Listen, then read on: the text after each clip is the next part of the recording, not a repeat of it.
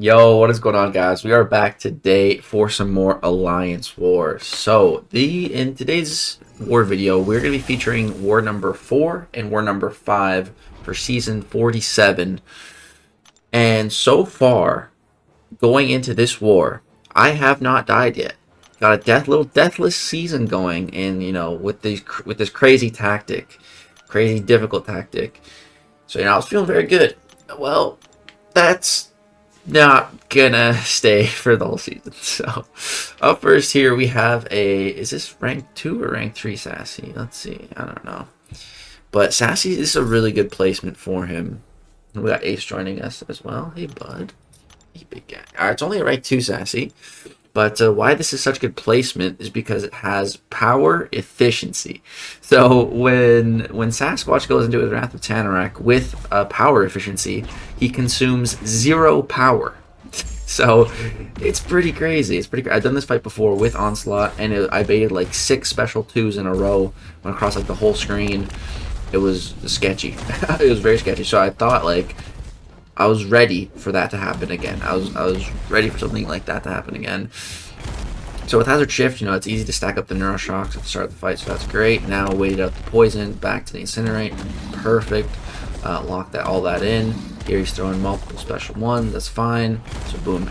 Bait is heavy, counter with my heavy into the special 2.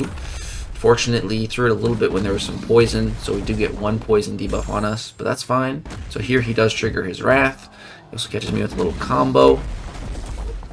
But gonna bait this, throw my Relic, and then throw Heavy into my special. I wanted to go Relic and then Heavy to save the degens from expiring, but I just wasn't able to. I lost them. Thankfully, didn't take too much to kill him after that, so all good. And that fight could have definitely went a lot worse, so I was not mad at that. So here we have a Mantis, a rank 3 Mantis, over 300,000 health. Oh god, bro, freaking Mantis. So here's his power focus 1. Very annoying. A very, very good placement for Mantis. And I was thinking, on my assignments, it said I could use Iceman or Onslaught. There is a poison node here. Iceman is immune to both. It's kind of going back and forth on which one I wanted to use. And I'm just like, I'm just going to go Onslaught. So I decided to go with Onslaught, and so boom, start the fight, do a couple hits, and we're getting those Incinerates cooking up on us, which is great because the Neuroshock is starting to go crazy on her. You can see she's already at 10, and then I just want to lock all that in with a Heavy, but instead of her throwing a Heavy, she throws a special 1. So now we have a nice sleep passive on us, and here I throw that Heavy. I was hoping to not get the poison on me. Luckily, it didn't. And so here, just gonna have to throw my special 2 here. I would have liked to get a pause off first, but just wasn't able to do that. But bait this, and then are we able to save those degens? No, we saved 2 of them. 16 degens fell off, only 2 remained. Very unfortunate. So now we just kind of gotta chill. Again, we're in the poison phase, so just don't want to attack her. Go for a little Heavy into special 1. I could have waited a bit longer. I didn't think I was going to get triple poisons on me, but I did. A little bit of bad RNG for being impatient, which is fine. It's just going to cost us some potions, but boom, there we go. Mantis goes down with like 40 Neuroshocks on her. If only we could have just saved a couple of those degens with the Heavy, the fight would have been over a lot sooner, but it's all good. As long as we don't die, that is what matters. But I won't be able to say that later. But alright, next up here, we're moving to some more Path 9 Section 2. We have a Magneto. So Magneto 565 Ascended. We're going to throw some potions into Onslaught here, heal him up a bit.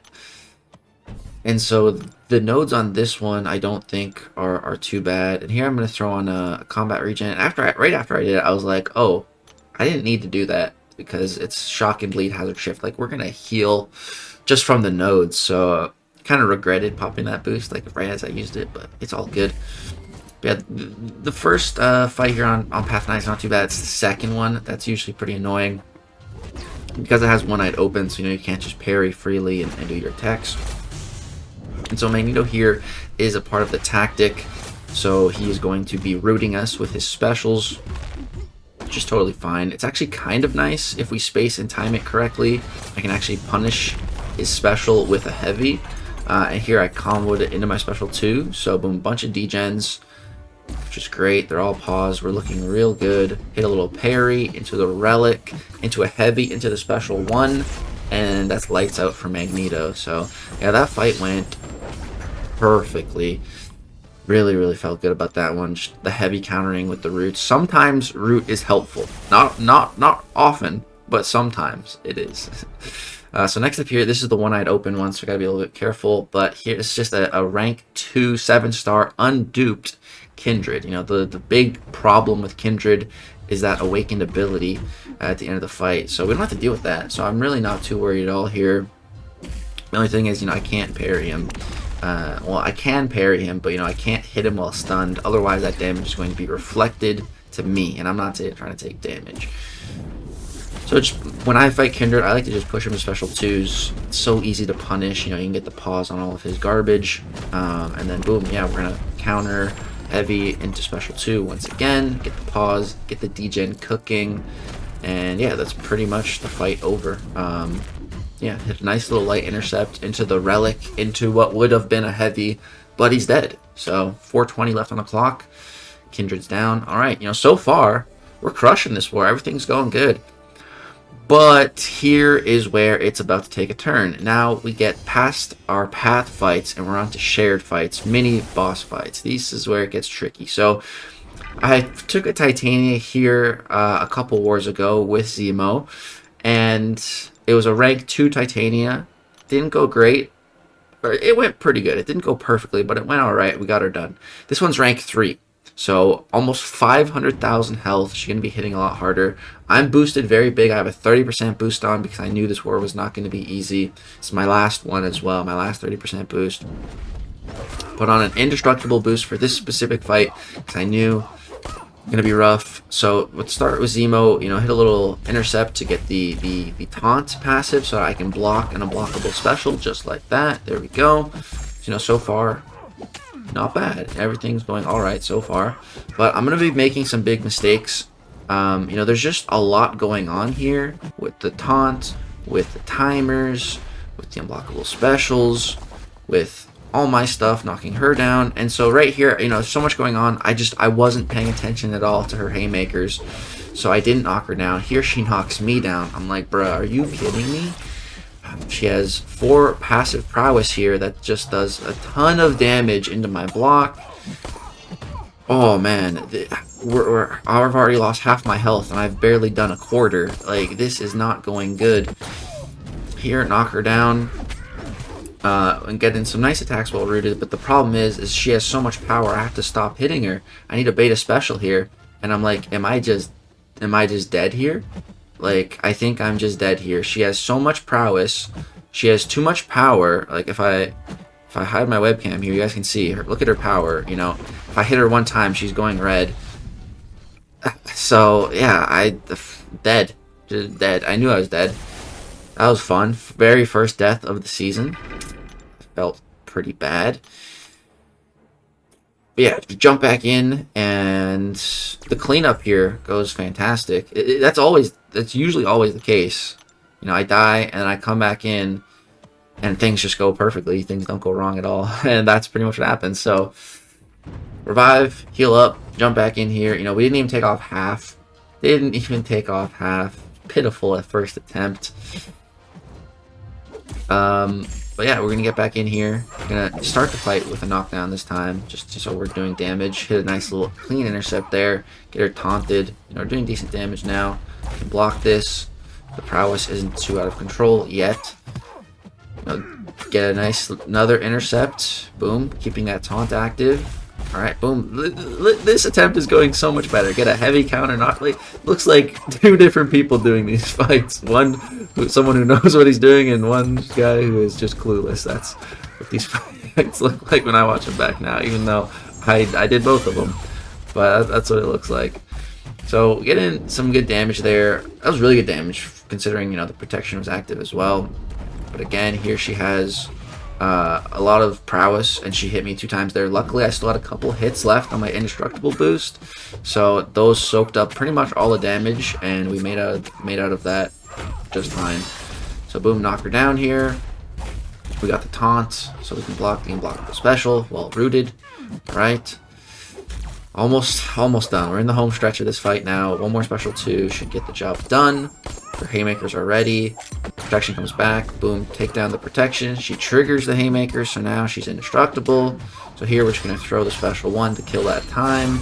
And boom, hit a little 71,000 crit on that last hit of the special 1. Very nice to end it off there. Like, that attempt, you know, we came out of there healthy. First attempt just got rocked.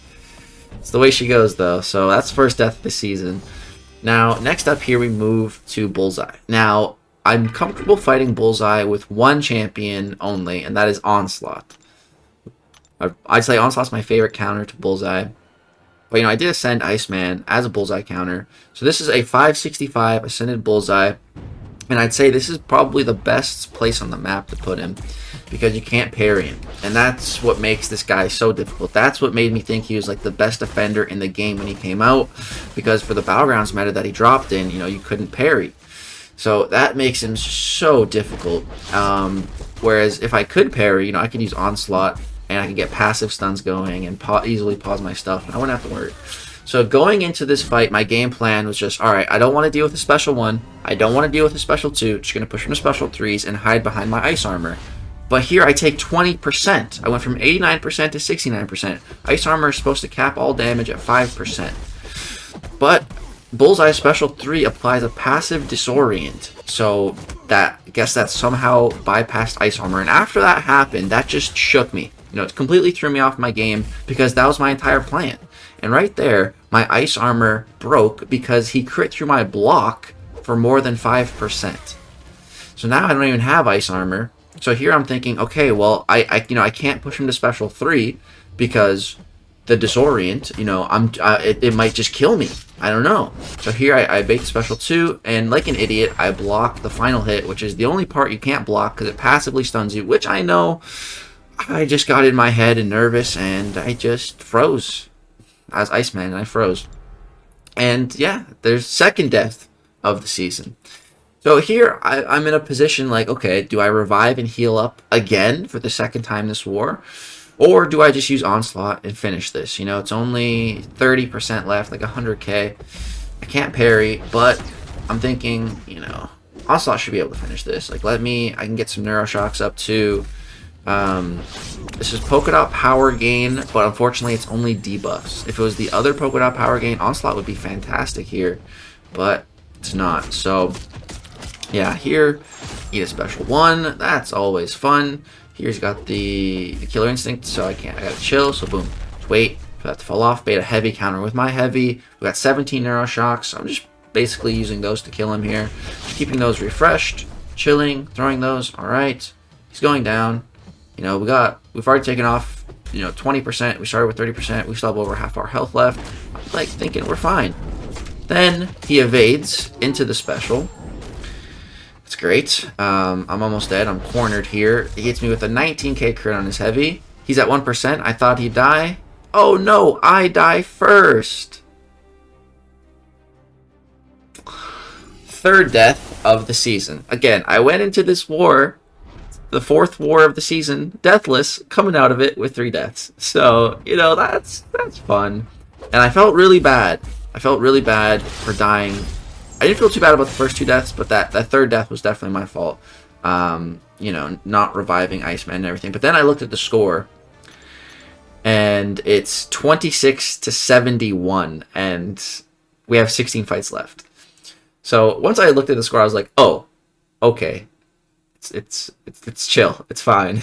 And then I told my officers what happened, and I was like, you know, sorry, I probably shouldn't have done that. And they're like, no, you're good. Like, I'm happy you did that. Like, save your revives, save your potions. This war has been won already. You know, save your resources going forward. So it was all good. Didn't get in trouble. But yeah, we did win this war. Now, the next war, I only had, I think, 4 fights. So I'm just going to put these wars together because this is definitely the shortest war I have this season. And it's so short, I don't even feel like it warrants its own video. So we're just going to tack it on to this one. Yeah, so up first here we're facing Matrix, and I have to fight a Baron Zemo. So we got a diverse team today in this war. We got Magneto, America Chavez, and someone else. So Magneto for Zemo, this is a pretty easy standard matchup. Zemo is metal, so he gets magnetized. So it's just parry, heavy, parry, reparry, heavy, bait special 1, etc. Repeats. That's it. So just going to be doing that. Luckily, Magneto's also turning off the disorients, the passive disorients that Zemo would be applying, which, you know, are super annoying. There, one got through. But even still, Magneto has a 50% perfect block chance against metal champions. So, you know, he probably won't do that much block damage. Plus, I also think this is my only fight with Magneto anyways. So, yeah, so you see those parries did like 1500. There's a perfect block though. So here I think I'm going to bait this and then charge. Yeah, and then charge again. Or I was going to strike her and then try to charge, and I was like, okay, whatever. 19 prowess, 24% health. This is overkill. I don't need to charge more. I just need to throw this and the fight's over. And sure enough, it is. I don't know. It's something about just trying to build a character, you know, to their max. It's fun. Oh yeah, my third champion is Spider-Ham. This is I don't think I've brought any of these champions to this entire season yet. So this is a diverse team I got here. So Spider-Ham, dude, is I love the pig, dude. He is an incredible champion. So happy to have this guy as a 7-star. Because if I just, you know, I've had the 6-star for a while, and that's just, it doesn't excite me. But the 7-star pig really does excite me, dude. This was one of my best Titan pulls for sure, and I've had some really good ones. So yeah, with Spider-Ham, you have an increased chance to apply the Porker Poppers with while the opponent's stunned. So it's always a good idea to parry as much as you can. And your special 1 pauses them, and you want to push them to special 2s, you know, which I do for the BG rotation. But here, be more free, do whatever I want in war. So I just throw a special 2, push him to special 2. He throws it, and he dies, and we still finish with full health. So yeah, the pigs are much stronger than dragons, as we all know. In the animal hierarchy, you know, pigs, they reign supreme above dragons. Like, that's just a fact. So next up here we have an Adam Warlock. And so we're going to be using America Chavez, who I recently awakened.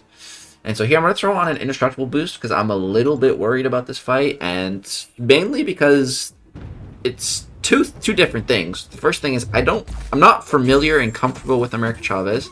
And the second thing is that I don't like fighting Adam. I think he's a very good defender. I think he's a very underrated defender. Personally, I find him to just be super duper annoying. And so normally I evade his special 1 no problem. There I mess it up, and there's 2/3 of our indestructible boost being wasted. So that doesn't feel good. You know, I was planning on maybe pushing him to a special 3 if needed and just tanking it.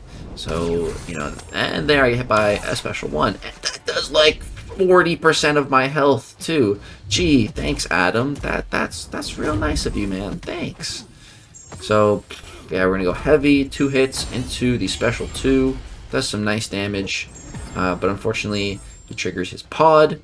But we do get some regeneration from that. So here I'm just holding block, turtled up. I parry. He doesn't get stunned. I'm like, what the fudge?